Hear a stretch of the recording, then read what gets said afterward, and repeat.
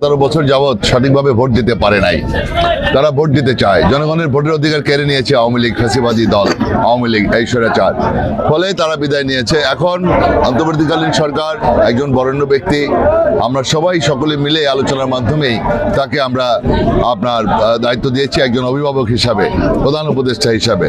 তো আমাদের প্রত্যাশা উনি সঠিক সময় উনি নির্বাচন দিবেন এবং বেশি কালক্ষেপণ করবেন না।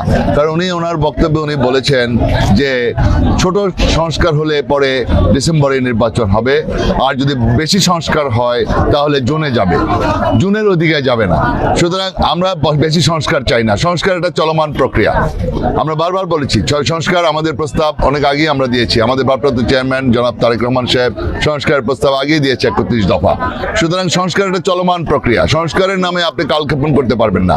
5 বছর ধরে, 6 বছর, 10 বছর ধরে আপনি সংস্কার করবেন, নির্বাচন হবে না, এটা হতে পারে না। সুতরাং একটা গণতান্ত্রিক প্রতিষ্ঠান গড়ে তুলতে হলে নির্বাচনের বিকল্প নাই। সেই জন্য গণতান্ত্রিক প্রতিষ্ঠান আওয়ামী লীগ ধ্বংস করে দিয়েছে।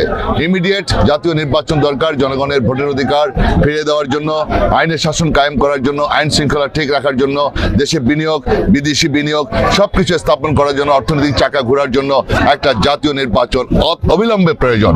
এবং আশা করি মাননীয় প্রধান উপদেষ্টা উনি অবশ্যই এই ছোট সংস্কার সম্পন্ন করে, উনি যে 18 তারিখ ডিসেম্বরেই উনি বলেছেন যে ডিসেম্বরেই ছোট সংস্কার করে নির্বাচন করা সম্ভব, উনি এই জায়গায় থেকে উনি ডিসেম্বরেই যেন সম্ভব এই নির্বাচনটা উনি করতে করা সম্ভব, এটাই যেন উনি করেন।